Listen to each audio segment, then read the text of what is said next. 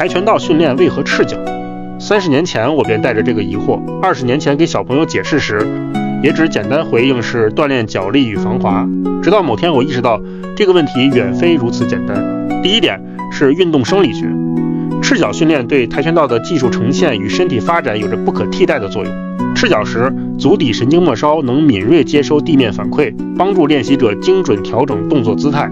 赤腳狀態下的靜態平衡能力顯著優於穿鞋。橫踢、後旋踢等依賴單腿支撐的腿法，重心控制精度大幅提升，打滑風險明顯降低，這對跆拳道核心腿法的完成至關重要。赤腳時，地面反作用力傳遞效率更高，後腿重踢、旋轉踢的爆發力峰值隨之提升，而穿鞋的鞋底緩衝會消耗地面反作用力，破壞蹬地、轉髖、送腰、踢擊的完整发力鏈，易導致技術變形。赤腳訓練能激活足底小肌肉群，強化足弓與踝關節穩定性，提升足部抗衝擊能力和腳踝爆發力。長期堅持可以有效降低因重心不穩導致的扭傷風險。第二點是技術精度。赤腳時，腳背、腳趾、腳跟的本體感覺靈敏度遠高於穿鞋，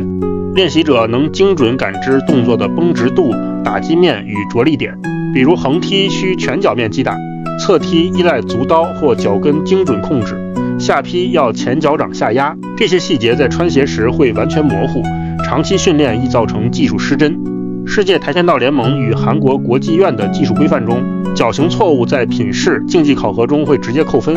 而赤腳訓練是教練觀察動作、練習者自我修正的唯一途徑，能確保技術動作從根源上練對。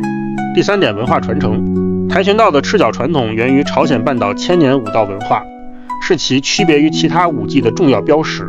世界跆拳道聯盟官方資料強調，赤腳訓練是跆拳道尊重傳統、追求本真理念的體現，能讓練習者更貼近武道的原始狀態，理解身體與地面對話的本質。與足球、籃球等依賴裝備保護的西方競技運動不同，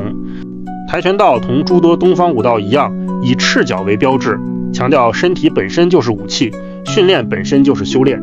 韓國國際院明確指出，赤腳是跆拳道文化身份的底線，放棄赤腳便會丟失東方武道的根源。第四點是武道精神。根據國際院跆拳道精神規範，將赤腳與道服、腰帶、鞠躬並列，視為禮儀的基本要求，代表着放下世俗，進入修煉，尊重道場與對手。這種儀式感源於朝鮮半島傳統武道不穿鞋履、不藏凶器、坦誠相對的文化，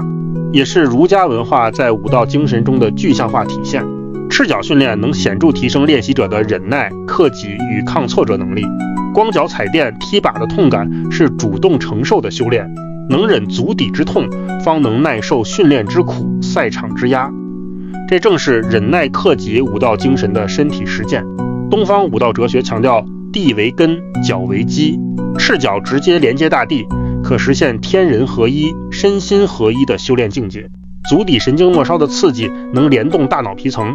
提升反應速度、專注力與空間感知能力，最終達成以武修身、以武入道的目標。第五點是競技規範。世界跆拳道聯盟競賽規則手冊明確規定，運動員必須赤腳參賽，禁止穿着帶有硬質部件或厚底的鞋襪。這一規則避免了因鞋款差異產生的發力或防護優勢，確保競技以純淨技術決勝負。